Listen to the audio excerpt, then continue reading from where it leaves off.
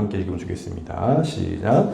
내가 그리스도와 그 부활의 권능과 그 고난의 참여함을 알고자 하여 그의 죽으심을 본받아 어떻게 해서든지 죽은 자 가운데서 부활에 이르려 하노니. 아멘. 이 자리에 앉겠습니다. 네, 일주일 단위로 여러분을 뵙지만 좋습니다.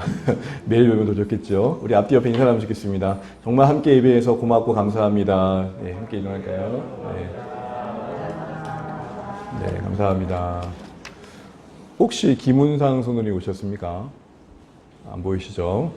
특별한 일이 있으신 건 아니겠죠? 네. 명절 연휴 지나고 소위 이제 명절 증후군이라는 게 있던데 괜찮으신가요? 네, 아직도 눈앞에서 전이 아른거리거나 내 코끝에 이렇게 잡채 냄새가 나거나 그러면 아직도 거기에 계신 건데, 어쨌든 이 모양 저 모양으로 명절을 보내셨을 텐데 늘 쉬는 건 아쉬움으로 남죠. 그래서 새로운 일상에 잘 적응해 가시리라 믿습니다. 오늘 주신 말씀 안에서 은혜의 결단이 있기를 소원하며 말씀 나누고자 합니다. 우리가 지금 계속해서 빌립보 3장 말씀에 머물러 있는데요. 이 빌립보서 3장은 하나씩 따져보면 사실 우리 신앙의 본질을 다시 한번 점검해주고 있는 것임을 보게 됩니다. 큰 틀의 내용은 무엇이었습니까? 유대주의자들을 경고하는 거죠. 바울 입장에서는 왜 교회에게 이 유대주의자들을 경고할 수밖에 없었을까요?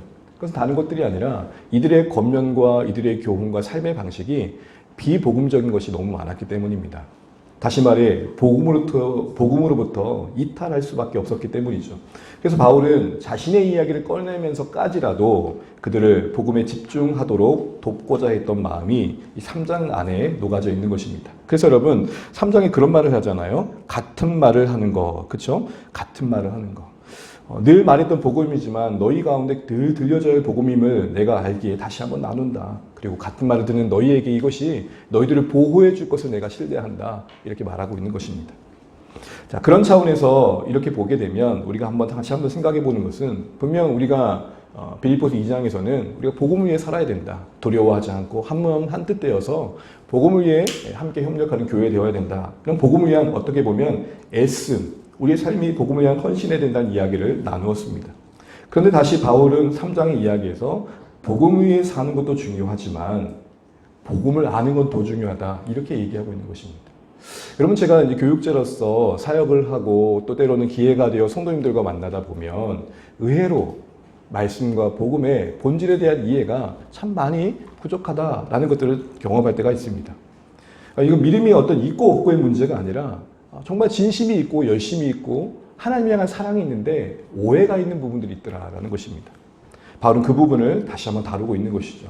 우리 신앙생활도 마찬가지입니다. 여러분, 우리가 복음을 위해, 예수를 위해, 하나님을 위해 살기 이전에 하나님이 누구신지를 먼저 아는 게 중요합니다. 그래야 바르게 섬길 수 있고 온전히 섬길 수 있는 것이죠. 그래서 여러분, 우리가 지난 시간에 이렇게 살펴보지 않았습니까?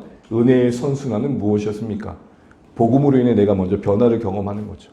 그리고 채워지는 기쁨을 따라서 그 기쁨이 열정이 되어 주님을 위해, 복음을 위해 사는 삶이 만들어지는 것입니다. 우리가 기뻐하는 일이 복음이 되어진 일들은 복음을 아는 데서부터 되는 것이죠. 하나님을 위해 사는 삶만큼이나 하나님께서 어떠한 은혜와 사랑과 신실함으로 우리도 상상할 수 없는 그 애씀으로 우리를 위해 주고 계신지를 아는 건 너무도 중요합니다. 다시 말씀드릴게요. 우리가 하나님을 위해 사는 것 그 이상으로 하나님이 우리를 위해 주신 게 무엇인지를 아는 건 너무 중요합니다. 이게 충분하지 않으면 간혹 우리는 우리의 인생을 빼앗긴 듯한 손해보는 마음을 갖게 되더라고요. 주님을 위해 물질을 드리고 시간을 드리고 삶을 드렸던 모든 내용들이 되돌아보면 감사로 기억되기보다는 그만 막 그렇게까지 할 필요는 없었는데 라는 불편한 회한으로 우리 가운데 찾아올 때가 있더라는 것입니다. 무엇이 문제일까요? 하나님이 우리를 위해 무엇을 주셨는지, 하나님이 지금도 우리를 위해 무엇을 하고 계신지에 대한 분명한 지식과 그것이 은혜로 와닿는 체험들의 부족이 아닐까 싶은 생각을 해보았습니다. 그래서 여러분, 오늘 바울의 우리 신앙 고백을 한 땀 한 땀 따라가면서 그 안에서 우리에게 주는 복음의 본질을 다시 한번 점검해 보면 좋겠습니다. 우리 지난 시간 반복된 내용이지만 같은 말을 하는 것이 우리에게 안전하기에 다시 한번 되짚어 볼 때에 바울의 신앙 고백 첫 번째 시간 다루었던 내용들을 다시 한번 점검해 보겠습니다. 우리 8절 9절 함께 다시 한번 읽어보죠. 시작. 또한 모든 것을 해로 여김은 내 주 예수를 아는 지식이 모든 것을 잃어버리고 배설물로 여김은 그리스도를 얻고 그 안에서 발견되려 함이니 내가 가진 의는 율법에서 나는 것이 아니요 오직 그리스도를 믿음으로 말미암은 것이니 곧 믿음으로 하나님께로부터 난 의라. 아멘. 여러분 오늘 바울의 여러 이야기가 지금 핵심 고백은 뭡니까? 나는 그리스도 예수께서 내 주이신 것, 내 주 되신 그리스도 예수를 아는 지식이 가장 고상하다고 말합니다. 내 주 그리스도 예수를 안다 할 때 그 아는 지식의 의미는 사귐을 말하죠. 인격적인 알을 말합니다. 단순한 정보 차원에서 지식 차원에서 예수님이 누구신지 알아가 아니라 현재적으로 예수님과의 사귐이 있고 그 예수님에 대한 신뢰가 있는, 한마디로 말하면 예수님과 교제하며 함께하는 삶을 내 주 그리스도 예수를 아는 지식이라 할 것입니다. 그런데 그것이 가장 고상하다고 합니다. 이때 고상하다라는 것은 교양이 있다 뭐 이런 차원의 의미가 아니고 탁월하다. 그 무엇과 비교해도 빼앗기지 않을 만큼, 빼앗길 수 없을 만큼 소중하다 이 얘기를 하는 것입니다. 그러면서 말했던 이유가 뭡니까? 그렇게 그리스도와 함께하며 교제하는 그 삶이 가장 소중하다고 말했던 이유가 뭐죠? 그 근방에 흐르고 있는 바울의 신앙의 고백은, 본질을 아는 그의 고백은 무엇이었습니까? 그리스도를 얻는 것 자체가 복이기 때문이다라는 것. 주님과 함께하면서도 뭔가 아쉬움이 있고 불편함이 있는 이유가 뭘까요? 주님으로 말미암아 얻어지는 그 무엇의 없음 아니겠습니까? 그러나 여러분 복음을 진짜 안다면, 그리스도께서 모든 것 되신 분임을 안다면, 정말 우리가 그분으로 충분함을 고백할 수 있다면 해야 할 마땅한 고백은 예수 믿은 것 그 자체가 복이다라는 것입니다. 예수 믿어서 복 받아야지 와, 예수 믿어서 복 받아야지 와, 예수 믿는 것 자체가 복입니다는 큰 차이가 있음을 우리는 기억해야 될 것입니다. 우리가 주님의 은혜 안에 무엇을 소유하는 것보다 더 감사해야 될 것은 주님의 소유됨입니다. 내 손에 무언가가 들려지는 것은 참 당장의 행복에 있습니다. 어떤 성취와 성공은 우리에게 당장에 주는 기쁨이 분명 있습니다. 그러나 그것도 있습니다. 유효기간. 제가 장난식으로 얘기를 하지만 여러분, 저는 국민학교 때 받아치기 100점을 받았던 기억이 있습니다. 생생합니다, 지금도. 그 100점 맞을 때 그때의 기쁨은 하늘을 얻은 것 같죠. 근데 제게 물어보는 거예요. 그때 그 기쁨 때문에 오늘의 고난을 능히 이기고 있느냐? 그렇지 않은 겁니다. 당장은 소유했으면 하는 그것이 여러분에게 복이 되지 않는 이유는 뭐냐면 그것도 언젠가는 영원하지 않더라는 것입니다. 여러분, 우리가 성공과 실패에 휘둘릴 필요 없는 이유가 뭡니까? 영원한 성공도 영원한 실패도 없습니다. 다만 허락하신 인생의 분량만큼 뚜벅뚜벅 걸어가다 부르시면 주 앞에 서야 될 인생일 뿐인 것입니다.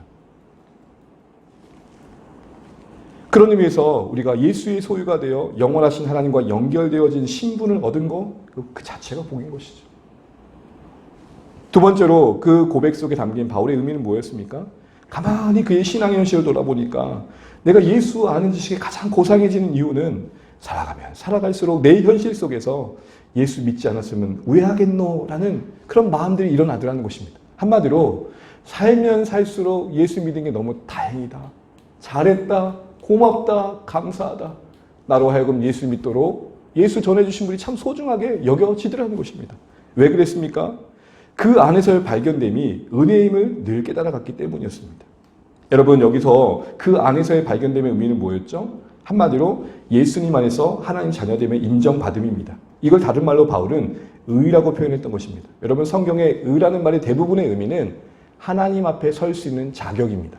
이걸 어떤 신학자는 생존권이라 그랬습니다. 왜 그렇죠? 누가 감히 거룩하신 하나님 앞에 무너지지 않고 설 수 있겠습니까? 부끄럽지 않고 설 수 있겠습니까? 그 감히 설 수 없는 그 자리에 당당히 설 수 있는 그 자격이 의입니다. 근데 이 의를 만들기 위해서 우리가 할 수 있는 최선은 가능한 한 밉보이지 않는 거죠. 여러분, 자녀들이 부모님 앞에 가장 예의 바른 순간이 언제입니까? 용돈 받을 때, 뭔가 좀 필요할 때 얘들이 이상해지죠.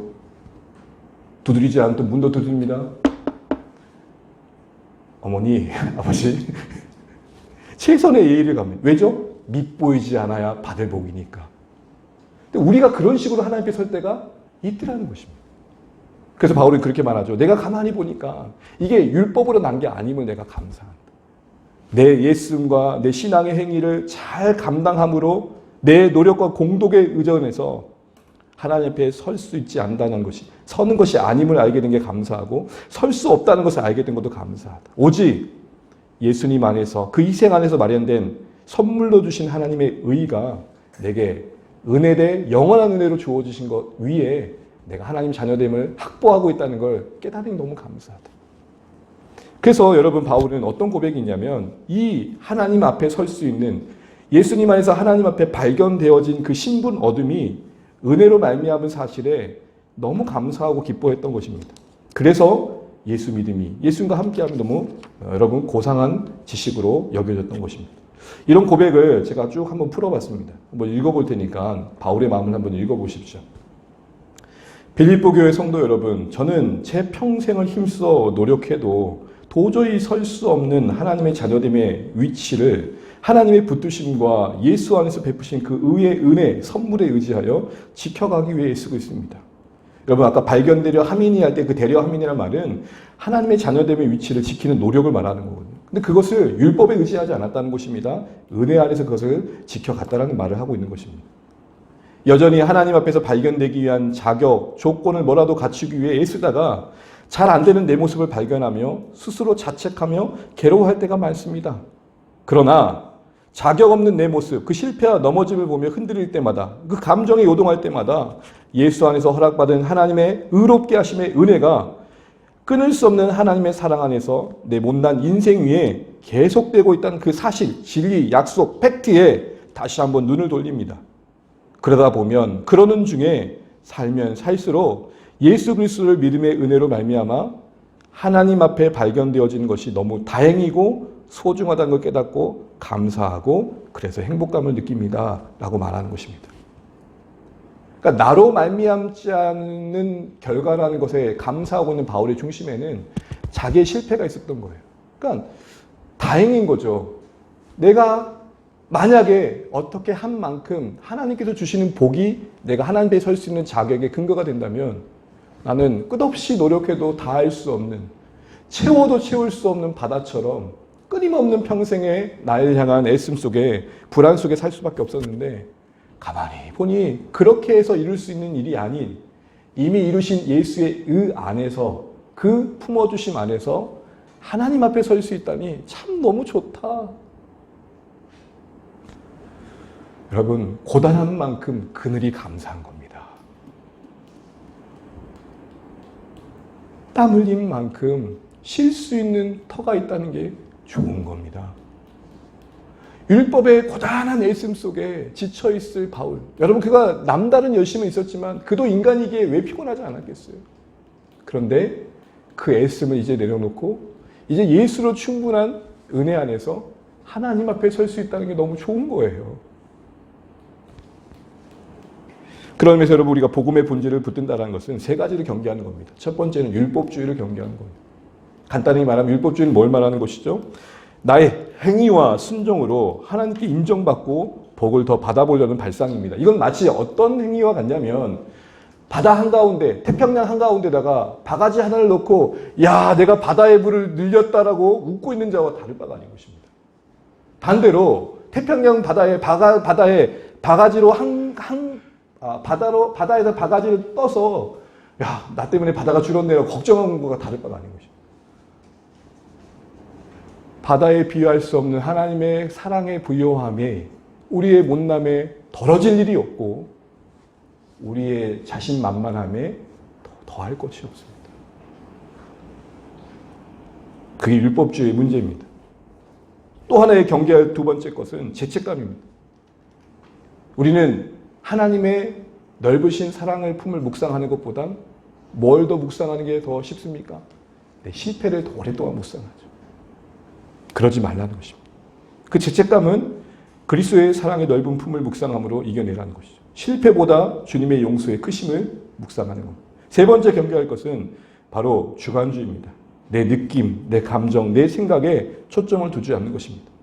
간혹 신자로서 겪는 당혹감은 뭐냐면 버려진 것 같은 고아의 느낌입니다. 아무 말씀도 하지 않으시고 돕지 않으시고 마치 하나님 나를 버리신 것 같은 그 느낌 속에 우리가 쉽지 않은 마음들의 갈등들을 겪게 되는 것들을 보게 됩니다. 그럴 때 어디에 집중하라고요? 팩트에 집중하라는 겁니다. 말씀의 약속에 집중하라는 것입니다. 말씀의 약속은 무엇입니까? 내가 그리스도 안에서 충분히 값을 지불했고 예수 안에 있는 모든 신자들은 하나님의 자녀로서의 자격을 얻게 되었다는 사실입니다. 그래서 여러분, 우리는 우리 내면에서 들려오진 음성에 귀 기울이기보다는 거친 풍랑처럼 일어난 내 내면의 소리에 외부의 말씀으로 선포하셔야 됩니다. 여러분, 내 마음에 귀 기울이지 마시고 내 마음에 선포하십시오. 내 영혼아 어찌하여 낙심하고 두려워하느냐라고 다윗이 스스로에게 선포했듯 들려지게 하십시오. 우리는 내 내면의 소리에 경청하면 경청할수록 쪼그러들 수밖에 없습니다. 오히려 선포하십시오. 채널을 주님께 바치십시오. 거기서부터 들려지는 목소리와 말씀으로 내 내면을 채우십시오. 이게 오늘 바울이 우리 가운데 다시 한번 그 첫 번째 신앙의 고백을 통해 그리스도 예수라는 지식의 고상함의 그 이유들을 말하며 우리에게 주는 권면인 것입니다. 율법주의, 죄책감, 감정주의, 주관주의에 여러분 함몰되지 마시고 팩트 위에 크신 은혜 위에 바다보다 더 크신 사랑 안에 우리 인생이 있음을 기억하고 여러분의 신자됨의 위치를 은혜 안에서 뺏기지 않는 복된 생이 되시기를 주의 이름으로 축복합니다. 두 번째로 오늘 바울의 신앙 고백의 내용은 10절 11절에 이어지는데요. 우리 11절 11절 말씀 함께 읽어보겠습니다. 시작. 그리스도와 그의 부활의 권능과 그 고난에 참여함을 알고자 하여 그 죽으심을 본받아 어떻게 해서든지 죽은 자 가운데서 부활에 이르려 하노니. 아멘. 우리 먼저 11절 말씀을 주목해 보시면 이어지는 고백인 것을 염두하고요. 죽은 자 가운데서 부활이란 이 죽은 자 가운데서의 부활은 장차 신자들이 경험할 몸의 부활을 말합니다. 주님이 다시 오신 그날에 신자들이 경험할 몸의 부활입니다. 고린도전서 15장 54절에 그래서 그렇게 약속하고 계시죠. 우리 한번 읽어볼까요? 고린도전서 15장 53절 설교는 또 한번 읽어보겠습니다. 시작. 그러나 각각 자기 차례대로 되리니 먼저는 첫 열매인 그리스도요 다음에는 그가 강림하실 때에 그리스도께 속한 자요. 아멘. 여러분, 예수님의 죽으심과 그 돌무덤을 여시고 3일 만에 부활하심을 믿으십니까? 그 역사적인 사건을 아멘 하십니까? 그러면 오늘 말씀대로 보면 그 다음은 우리라고 말하는 것입니다. 그 첫 열매로서 예수님의 부활은 우리에게 적용될 은혜라고 말씀하고 계시는 겁니다. 주님의 재림의 날에 하나님의 능력으로 신자들 가운데 임할 은혜입니다. 그래서 여러분 끝에 빌립보서 3장 20절 21절에도 비슷한 말씀을 하시죠. 함께 읽어보겠습니다. 시작. 그러나 우리의 시민권은 하늘에 있는지라 거기로부터 구원하는 자 곧 주 예수 그리스도를 기다리노니 그는 만물을 자기에게 복종하게 하실 수 있는 자의 역사로 우리의 낮은 몸을 자기의 영광의 몸의 형체와 같이 변하게 하시리라. 아멘. 부활에 대한 내용을 다루는 것이 아니니 잠깐만 언급하자면 우리가 현재 입고 있는 이 몸은 낮은 몸이래요. 앞으로 입을 몸에 비하면 연약한 몸이라는 말이겠지요. 근데 그것이 주 오신 그날에 임할 은혜라고 말씀하고 계시는 겁니다. 그런데 여러분, 그러다 보니까 11절 말씀이 저는 바울의 이 고백이 조금 의아했어요. 왜 그렇죠? 어차피 은혜로 그에게는 부활은 약속된 승리입니다. 이와 같아요. 제가 KTX를 타고 서울을 간다 생각해 보세요. 서울행 KTX를 탔어요. 아무리 역방향을 앉았더라도 저는 어디로 갈 수밖에 없을까요? 서울로 갑니다. 근데 제가 이렇게 생각하는 거예요. 반드시 이 열차를 타고 서울에 가리라. 네. 이상하잖아요. 편하게 열차에서 쉬면서 여러분 서울 가면 되잖아요. 주의 재림의 날에 은혜로 임할 부활에 몸의 부활을 덧입힐 그날을 약속받고 있는 신자로서 바울이 하는 고백은 어떻게 보면 조금 너무 결의에 찬 고백처럼 와닿는단 말입니다. 특별히 어떻게 해서든지라는 말에 이 어떻게 해서든지는 반드시 꼭 어떻게든 마치 도달하지 못할 자처럼 마치 자신이 지금 애를 쓰지 못하면 그 부활에 참여하지 못할 자로서 자신을 비춰보고 있다는 사실이 너무 조금 앞에 은혜의 개념과 상반된 거예요. 반대로 여러분 제가 이랬다고 생각해 보세요. 이거 KTX 서울행 탔는데 이거 서울 안 가고 부산 가면 어떡하지? 불안해하고 있다 생각해 보세요. 그래도 쫓아가는 곳은 어디예요? 너무 어렵나요?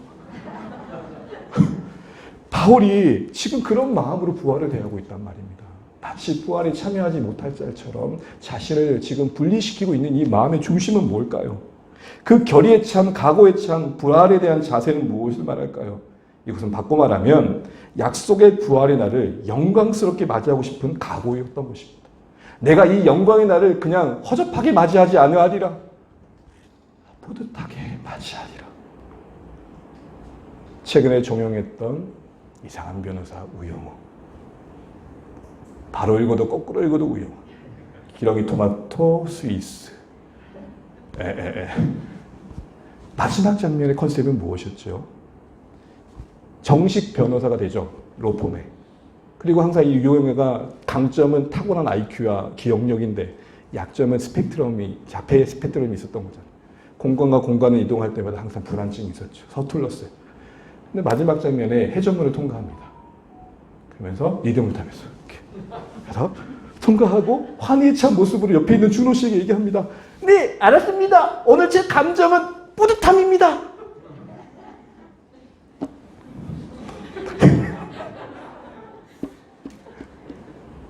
바울이 부활을 당연히 오는 날이 아니라 그날에 뿌듯하고 싶은 마음을 담아내고 있다고요. 사랑하는 성도 여러분, 이걸 뭐라고 말하느냐? 종말론적 신앙이라 그러는 것입니다. 더 쉽게 예를 들을까요? 결혼을 앞둔 여인들을 보게 되면 진짜 저게 종말의 신앙이다. 그날 하루의 영화로움, 영광스러운 조명받음의 그날을 기억하며 그날에 입을 옷에 자신을 맞추는 이 절제력. 나는 이해가 안 되는 게 내 몸에 맞는 옷을 입으면 되지. 굳이 옷을 정해놓고 거기에 나를 끼워 넣는 이 못된 발상은 어디서부터 나오는 걸까요? 그날 가장 아름답고 싶은 거예요. 그 무엇보다 주인공이니까. 그래서 여러분, 결혼식의 남편은 들러리입니다. 저는 제 옷 색깔을 제가 고르지 않았습니다. 아내가 이 색깔 입으니 당신이 이걸 입어야 된다는 선택의 여지가 없었습니다. 평생 남편은 들러리입니다. 죄송합니다. 어쨌든 그날에 자신의 몸을 마치고 그날에 자신의 몸을 가꾸는 것처럼 종말의 신앙은 뭐냐? 영광스럽게 약속된 내일 그 부활의 그 분명한 약속에 오늘의 날을 다스리는 것입니다. 추스르는 것입니다. 마치 거울을 볼 때 우리의 흐트러진 옷 맵시를 다시 가꾸듯 부활을 생각할 때마다 섬뜩섬뜩한 마음으로 그날의 영광스러운 모습으로 참여하기를 원하는 바울의 마음이 어떻게 해서든지 내가 부활에 이르려 하더라 라는 마음에 담긴 심정인 것입니다. 이런 바울의 신앙의 고백의 내용은 앞에 봤던 첫 번째 은혜에 젖어 있는 그 맥락에서 본다면 한 가지 중요한 교훈을 하나 줍니다. 예수 안에 발견되짐이 은혜임을 아는 신자들은 그것이 방종이 아니라 방향을 갖는구나. 간혹 복음을 곡해하면서 이렇게 말하는 분들이 계셔요. 가만히 듣게 되면 복음대로라면 아무렇게 살아도 되겠네. 어떤 면에서는 복음을 제대로 들으면 그 반응이 정상적입니다. 왜요? 용서하신다고 하니까. 우리의 모든 과거와 오늘과 내일의 죄를 다 속죄해 주셨다고 약속하시니까 인간적인 죄성의 근거에 생각해 보면 요거만큼 좋은 카드가 어디 있어요. 내내 내 멋대로 살다가 다시 복음의 패스워드를 꺼내면서 복음? 이러면 되는데. 근데 복음이 은혜임을 아는 신자들은 절대 그럴 수 없다는 게 성경의 논리인 것입니다. 왜요? 은혜는 우리를 철되게 합니다. 부모님으로부터 사랑을 받고 공급을 받아 자라는 자녀들 입장에서는 어느 때든지 부모님께 찾아가면 받을 수 있는 그 무엇이 있다는 신념이 있죠. 그런데 그렇게 살다가 부모님은 모든 것을 당연히 주는 분인 줄 알았는데 지나고 보니 부모님도 나에게 무엇을 주기 위해 포기한 것들이 있다는 것을 알 때에 그뒤에 우리의 태도는 달라지는 것이죠. 은혜는 그런 의미에서 방종이 아니라 우리 삶의 방향을 만듭니다. 그 방향이라 하면 소명이라 할 수도 있고 사명이라고 할 수 있고 우리 안에 선한 소원함과 간절함을 반드시 만들어내게 되어 있습니다. 그 내용은 그리스도께 집중하게 되어 있습니다. 왜요? 그 은혜의 근원이 예수 그리스도이시기 때문에. 또한 그 은혜를 따라 맞이할 분이 예수 그리스도이시니까. 영광의 날에 우리가 맞이할 분은 만왕의 왕이신 예수 그리스도이시기 때문에 그렇습니다. 그래서 바울은 이렇게 이런 마음을 담아서 자연스럽게 10절과 같이 고백할 수밖에 없었던 것입니다. 은혜에 젖어있는 그의 삶의 방식은 10절을 고백하고 있는 것입니다. 10절 한번 읽어보겠습니다. 시작. 내가 그리스도와 그 부활의 권능과 그 고난에 참여함을 알고자 하여 그의 죽으심을 본받아. 아멘. 여러분, 내가 뭐뭐 하고자 하여 할 때 이 말의 원어의 의미는 뭐냐면 I want예요. 간절히 원한다. 그냥 알고 싶다 정도가 아니라 간절히 알기 원한다는 거예요. 첫 번째, 그가 알기를 원했던 게 뭡니까? 그리스도를 알기를 원했어요. 그리스도를 안다는 말이 무엇일까요? 그리스도를 닮는다는 말입니다. 내가 그리스도를 닮고 싶다. 이 말은 자신의 삶 속에 그리스도의 모습이 드러나는 것이 이제는 그가 은혜 받은 이후의 삶의 방식이라는 거예요. 내가 명예롭게 되어지고 내가 주목을 받고 시선을 받고 내가 영광스러워지는 게 가치가 아니고 내 생애 속에 허락하신 시간이 어디까지인지 모르지만 그래서 뒤에 보면 그런 말이 나오잖아요. 어디에 이르렀든지 보내신 곳까지 살게 하신 그곳까지 내 생애 속에 돌아보면 그리스도로 드러나길 소원합니다. 그 고백이 지금 담겨 있는 것입니다. 여러분, 우리의 신앙은 무엇과 어떤 모습으로 구별되고 증명되기를 기대하고 계십니까?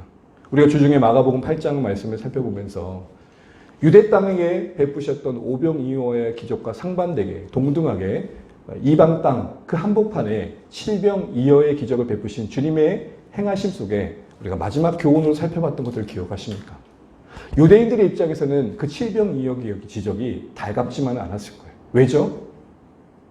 비교되는 거예요.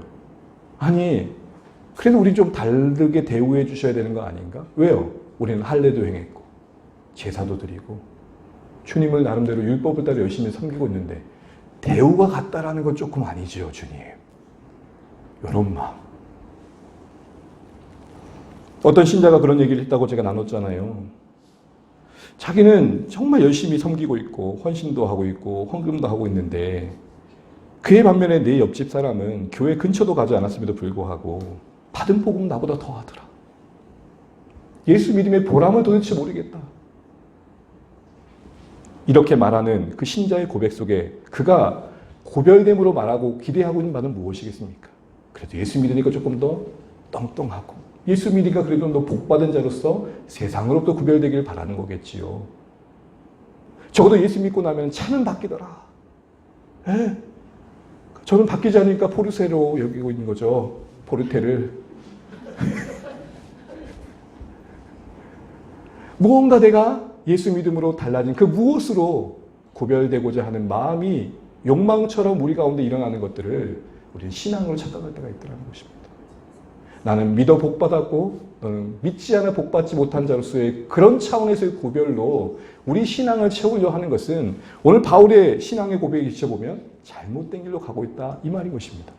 진짜 복음이 은혜인 신자들은 그 삶의 방식이 이제는 그가 어떠한 자로 드러내는 것보다 더 중요한 것은 예수가 담긴 자로 드러내기를 원한다는 것입니다. 그럼 우리의 구별은 무엇이 되겠습니까? 어제와 다른 오늘로서의 내 모습을 구별로 여기셔야 됩니다. 누군가 이웃과 다른 사람과 비교하며 나의 위치를 확인하려고 하시는 게 아니라 어제보다 어떻게 내가 주님을 더 닮아가고 있는지 오늘 바울의 각오대로라면 어떻게 해서든지 그 부활의 영광스러운 어린 양의 혼인잔치에 합당하게 나는 온 맵시를 갖추고 있는지 거룩의 몸을 갖고 가고 있고 성결의 옷을 갖고 가고 있는지 돌아보는 것이죠. 어제와 나와 이별하며 새로워져가는 내일을 만들어가는 게 우리의 구별이어야 됩니다.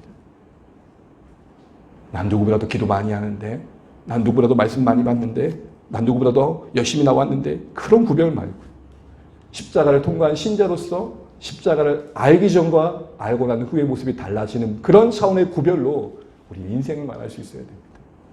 우리는 원튼 원치 않든 오늘과 이별할 것입니다. 여러분 김광석의 서른쯤의 노래는 저는 너무 좋아해요. 다시 한번 불러볼까요? 오늘 이별하며 살고 있구나. 저는 그거 부르면 세수할 때 종종 부르거든요. 주름 하나 생길 때마다 아이고 이별하며 살고 어제 탱탱했던 피부와 이별하고 어제 날씬했던 내 몸매와 이별하고 왜 하겠노? 이래 살아야지. 보낸 것도 아니고 떠나보낸 것도 아니고 내가 떠나온 것도 아닌데 너무 가사말이 좋죠. 우리 인생이 그런 것 같습니다. 바라고 원하는 것은 우리의 인생의 은혜 이후의 구별됨이 삶의 방식이 그리스도를 아는 것, 그리스도를 닮는 것 되시기를 주님을 축복합니다. 이 말은 유별남이 아닌 달라짐으로 말할 수 있어야 된다는 거죠. 그럼 구체적으로 어떤 모습일까요? 오늘 두 가지의 모습에서 우리가 닮아갈 모습을 보게 됩니다. 첫 번째는 그리스도의 부활의 권능을 아는 차원에서의 열매입니다. 그러면 부활의 권능이란 말은 이렇게 두 가지로 번역이 되는데요. 이것은 뭐뭐의라는 말을 주격과 소유격으로 구별했을 때의 차이입니다. 일단은 이 부활의 권능은 부활이란 능력이라고 표현할 수 있습니다. 부활이란 능력. 그러니까 부활 그 자체가 결과로서 여겨지는 것입니다. 예수님께서 그러면 십자가에 죽으신 건 순종이죠. 묵묵히 순종하셨죠. 근데 그 순종은 당시의 사람들의 입장에서는 한 젊은 청년의 허망한 죽음으로 비춰지는 한마디로 실패였습니다. 순종이 실패로 여겨졌다고요. 그런데 부활은 놀라운 반전과 승리를 만들어냈죠. 그런 의미에서 부활은 뭘 말할까요? 순종이 만드는 역전, 순종이 만드는 기쁨, 순종이 만드는 반전을 말하는 것입니다. 그러니까 바울은 뭘 인생 속에 담아내고 싶었냐면 약속에 순종하며 인내하며 섬겼더니 하나님께서 일해 주시더라. 사랑하는 주안의 가족 여러분, 우리의 걸음걸음 속에 이런 순종의 반전이 가득하시기를 주의 이름으로 축복합니다. 인내하며 기도하며 버텼더니 하나님이 일해 주시더라. 그 자체로는 실패처럼 여겨진 내 삶의 자락을 끌어안고 신자된 책임을 다하는 마음으로 하루하루 살아냈더니 긴 터널을 지난 뒤에 빛이 비치더라. 그런 순종의 반전으로 우리 인생을 말할 수 있어야겠다. 바울은 그러고 싶다라는 겁니다. 그런 마음의 중심이 있었기 때문에 복음을 위한 고난에 기꺼이 자신을 드렸다는 것이죠. 두 번째로 이 부활의 권능의 의미는 뭐냐면 부활이 일으키는 능력입니다. 이 말은 아까는 부활 그 자체가 열매로서 얘기된다는 것이라면 이것은 부활로 말미암은 열매를 말하는 겁니다. 이해되시죠? 부활로 말미암은 열매. 그게 부활의 권능입니다. 그러니까 부활이 일으키는 역사를 말하는 것입니다. 부활의 메시지가, 부활의 약속이 만드는 그 무엇을 말하는 것인데 이 말을 할 때 바울이 염두했던 게 뭘까요? 그것은 예수님의 부활을 통해서 생각해 볼 수 있습니다. 여러분, 예수님의 죽으심과 부활하심은 그냥 홀로 단독적으로 죽었다가 다시 부활하신 사건이 아닙니다. 무슨 말이냐? 단순히 그냥 오셨다가 죽고 다시 부활하시고 승천하셨다는 그런 별개의 사건이 아니라 함께 따라주시면 감사하겠습니다. 우리와 관련되어 있다. 시작. 우리와 관련되어. 그게 우리를 살리시는 일이었고 우리를 붙드시는 일이었고 죄인된 우리 인생을 끌어안고 걸어가신 하나님 앞에 우리를 데려가시는 구원의 사역이었단 말입니다. 그러니 부활의 능력이란 말은 부활로 말미암아 일어날 구원의 능력을 말하는 것입니다. 변화를 말하는 것이죠. 그래서 로마서 6장 4절에 이렇게 말합니다. 함께 읽어보겠습니다. 시작. 그러므로 우리가 그의 죽으심과 합하여 세례를 받음으로 그와 함께 장사되었나니 이는 아버지의 영광으로 말미암아 그리스도를 죽자 가운데서 살리신 것 같이 우리로 또한 새 생명 가운데서 행하게 하려 함이라. 예수님의 부활은, 예수님의 죽으심은 우리와 관련되어 있다. 결국 그걸로 말미암아 우리는 새 생명 얻게 되었다. 여러분, 이게 바로 부활의 능력이라는 겁니다. 부활이 죄인된 인생 속에 만드는 신령한 변화, 의인되게 함, 하나님을 바라보게 함, 평생 이 세상이 전부인 줄 알고 하늘 아래서 어떻게든 우리 같은 살아보려고 애썼던 인생들 속에 하늘 위의 세상의 있군을 알게 하는 능력, 저 너머에 주님의 나라가 있다는 것을 바라보게 하는 소망의 변화, 이 모든 게 부활이 일으키는 능력인 것입니다.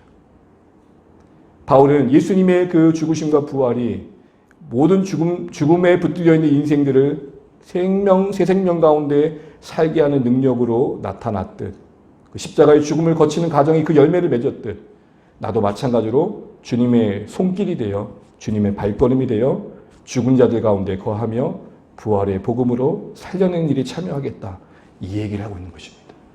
더 쉽게 말하면 내 평생의 소원함은 다른 것이 아니다. 나로 말미암아 주께로 돌아온 자들이 좀 많았으면 좋겠다. 내 평생 신앙생활하면서 나로 말미암아 그래도 주님을 아는 자가 단 한 사람이라도 있으면 좋겠다. 이게 바로 부활의 권능을 알기로 하는 바울의 심정의 내용인 것입니다. 사랑하는 성도 여러분, 바울에게만 아니라 우리도 그렇게 보내고 계신다는 것을 우리는 알아야 됩니다. 예수님께서 과거에 그렇게 보이셨고 행하신 것을 바울이 따라가고 있고, 우리도 그 부활의 권능을 누군가에게 적용시키고 그래서 죽음의 자리에 있는 자를 일으키기 위해 주님의 손길로 보내지고 있다는 사실들을 기억하셔야 됩니다. 마치 이는 흐르는 강물처럼 갈보리의 십자가에 흘렸던 피가 계속 낮은 곳을 따라 흘러 온 역사 속에 죽은 10명 가운데 새 생명의 역사를 만들어냈듯 지금도 우리도 그 물결을 따라 누군가에게 흘러 들어가 메워야 될 것을 메우는 삶으로, 찾아가는 삶으로, 붙들어준 삶으로, 누군가를 울어주는 삶으로 부활의 권능의 현장을 만들어가는 역사에 참여해야 된다는 것입니다. 에스겔 골짜기 한복판에 에스겔이 그 중심에 서서 아무것도 기대할 수 없었던 마른 뼈로 가득한 그 골짜기에 말씀하신 대로 대언하고 순종했을 때에 군대가 일어나는 것이 부활의 권능이듯 우리의 인생 속에 여러분만이 만날 수 있는 만남의 그 현장 속에 여러분의 가족이기에 함께하는 그 인생들 속에 이런 부활의 권능이 있기를 기대하고 계신다는 것입니다. 내가 먼저 불모자 같았던 믿음의 현실 속에 예수 믿은 분들이 계십니까? 여러분을 통해 그 부활의 권능이 사랑하는 가족들에게 흘러가기를 원하고 계신다는 겁니다. 예수의 부활만이 만들 수 있는 그 생명을 여러분의 생애를 통해 만들기를 원하신다는 겁니다. 이걸 위해 우리는 어떤 삶을 추구해야 될까요? 당연히 그래서 묶임 가운데 나오는 고백이 뭡니까? 내가 이 권능을 알기 위해서 그리스도의 죽으심을 본받는 고난에 참여하는 것을 알기 원한다. 자연스럽게 나오는 것이 그 부활의 권능을 만들기 위해 난 주님의 죽으심을 담고자 한다라고 말하고 있는 것입니다. 여러분, 이 죽으심을 본받는 삶, 그래서 겪는 고난에 참여하는 삶은 뭘 말할까요? 일단 이 죽으심을 본받는다는 말을 정확하게 하자면 그리스도께서 죽으신 것처럼 우리가 죽는다는 걸까요? 아닙니다. 간혹 이걸 진짜 이대로 문자로 이해해서 문자적으로 이해해서 실제적으로 십자가에 자신을 걸고 못 박고 채찍 맞는 사람들이 있습니다. 고난주간 되면은 실제적으로 못을 여기다 박는 사람들이 있어요. 여러분, 거듭 말씀드리지만 고난에 참여한다는 것은 고행한다는 게 아닙니다. 여러분, 신앙의 이름으로 여러분을 괴롭히지 마십시오. 우리 민성현이 은혜 받으신 것처럼 금식하지 마세요. 주님이 주시는 소원함이 없는데 뭔가 불안감에 맹목적인 순종이 하지 마세요. 물론 그렇다고 금식을 폄하하는 게 아닙니다. 신자로서 육신의 양식을 금하고 하나님만을 바라보는 시간으로 그 시간을 채우겠다는 것이 금식일진데 사실은 우리는 금식이 조금 이상해졌어요. 그냥 밥 안 먹는 시간이 버티는 시간. 원래 금식은 밥 먹을 시간조차 없다. 주님 바라보는 동안 이겁니다. 근데 우리는 어떻게 바뀌었죠? 주님, 제가 지금 3번째 끼를 굶고 있거든요. 더 굶어야 될까요? 네. 여기서 끝내시죠, 우리? 뭐 이런 식으로. 네. 일주일 금식하면 자녀라면서요. 자녀가 굶는 것을 이렇게 원하십니까? 이상하게 금식을 동원. 그래서 금식은 누가 이런 말을 해요? 굶식이 아니느냐. 사랑하는 성도 여러분, 그럼 죽으심에 참여한다는 건 뭘까요? 주님의 죽으심은 성경에 2가지 의미를 갖습니다. 첫 번째는 따라해 주시죠. 대속의 죽음, 시작. 대속의 죽음. 두 번째는 자기 부인의 죽음, 시작. 자기 부인의 죽음. 대속의 죽음이라는 것은 우리가 남은 거 아는 것처럼 죄값을 지불하고 죄로부터 우리를 자유케 하신 죽음입니다. 자기 부인의 죽음은 하나님의 뜻에 나의 뜻을 굴복시키는 죽음입니다. 그럼 여러분 딱 나오잖아요. 사도 바울이 본받겠다고 하는 주님의 죽으심은 뭘까요? 십자가에 자신을 못 박는 죽음일까요? 대속의 죽음일까요? 아니요. 여러분, 대속의 죽음은 예수님 외에 아무도 할 수 없을 뿐만 아니라 예수님의 단 한 번 죽음으로 충분하고 반복될 필요도 없을 만큼의 온전한 희생이셨어요. 거기에 또 누군가가 죽어줘야만 부족함이 채워지는 그런 죽음의 성격이 아니었단 말입니다. 왜요? 만왕의 왕으로서의 죽으심이셨으니까. 그럼 그 죽으심의 의미는 뭘까요? 신자들이 우리에게 요구하신 죽으심은 바로 자기 부인의 죽음입니다. 예수님께서 제자들을 부르실 때 어떻게 말씀하셨습니까? 누구든지 나를 따라오거든 자기를 부인하고 날마다 뭘 지고요? 제 십자가를 지고. 여러분, 이게 부활의 권능을 경험하는 일에 필요하다는 것을 말하고 있는 것입니다. 여러분, 부활의 권능을 경험하고 싶으십니까? 주님의 죽으심을 본받아야 된다. 이 얘기를 하고 있는 것입니다. 우리가 누군가를 살리기 위해 내가 십자가의 방식을 따를 필요가 있다는 것입니다. 내가 누군가를 세우기 위해 내 자신을 위해서 죽어질 필요가 있다는 것입니다. 여러분, 교회 안에서 절실한 사람은 누굴까요? 능력 있는 사람, 의욕 많은 사람? 아니요. 십자가에 못 박힌 사람. 십자가에 죽은 사람. 가정도 마찬가지입니다. 서로가 각자의 책임과 자리를 잘 감당하셔야 될 겁니다. 그런데 언제 가정에 진짜 평안이 임할까요? 하나님 앞에서, 그 뜻 앞에서 죽어질 때. 남편은 남편대로, 아내는 아내대로, 자녀는 자녀대로 하나님 뜻 앞에 못 박힐 때 그 죽어짐이 평강을 만드는 거고 고요함을 만드는 것이죠. 우리는 이런 죽어짐의 삶을 통해서 훗날에 이렇게 고백하게 될 것입니다. 내 뜻대로 된 건 아무것도 없다. 아쉽게도. 그러나 감사하게도 하나님 뜻대로 안 된 일도 없다. 아멘. 이런 삶의 방식을 따라 부활의 권능을 경험하기를 하나님께서는 계획하셨다는 것입니다. 주님이 그렇게 하셨듯, 주님의 그 부유하심을 내려놓는 가난하심으로 우리를 부유케 하셨듯, 우리도 뭔가 가난한 삶의 방식을 택함으로, 다시 말해 나 죽음의 방식을 택함으로, 그런 삶의 고난으로 우리를 불러 영원 구원의 현장을 만들어 가신다는 것입니다. 이걸 한마디로 이런 의미에서 우리는 신자로 부름받은 우리 삶의 모든 자리는 내용적으로 성육신의 인카네이션에 확장하는 것입니다. 여러분, 결혼식에 입을 옷에 자기를 맞출 정도의 의욕이시면 하나님 뜻 앞에 나를 좀 맡길 필요도 있는 것입니다.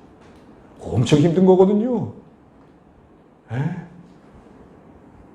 미아자매 쉽지 않았죠? 최근에 결혼했기 때문에 말하는 겁니다. 사랑하는 성도 여러분, 우리의 인생의 여러 여정 중에 가장 힘든 순간들은 언제이십니까? 여러 개의 가지가 힘들겠지만 제가 가만히 되돌아보면 가장 고난하고 버거운 짐 중에 하나는 인간관계인 것 같습니다. 그냥 내가 힘든 건 내가 버티면 됩니다. 내가 고생하는 건 내가 감당하면 됩니다. 그런데 붙여주신 사람, 함께 할 수밖에 없는 관계 속에 내가 무언가를 해야 된다는 사실이 버거울 때가 있습니다. 내가 그곳에 있기에 만나야 되고, 내가 그곳에 있기에 관계에 맺을 수밖에 없는 사람들에 대해 우리는 어떻게 바라봐야 될까요? 오늘 주님의 말씀은 우리에게 무엇을 조절할까요? 이렇게 말씀하신 듯 하지 않습니까? 주님께서 우리에게 성유신의 죽음으로 찾아와 죄인된 우리를 끌어안고 하나님 자녀됨의 생명의 자리로 이끌어 가셨듯, 우리를 저 불쌍한 영혼들 앞에 보내는 하나님의 보내심이 우리의 현장임을 알고, 그곳에 생각할 수 없이 감춰진 가난한 자, 억눌린 자, 애통하는 자 있는 줄 알고 그 삶의 현실을 성육신의 삶의 현장으로 만들어 부활의 권능을 경험하기를 기대하고 계시다라는 것입니다. 그런 의미에서 여러분, 연속성에서 보게 되면 바울이 그리스도를 안다는 게 어떤 의미겠습니까?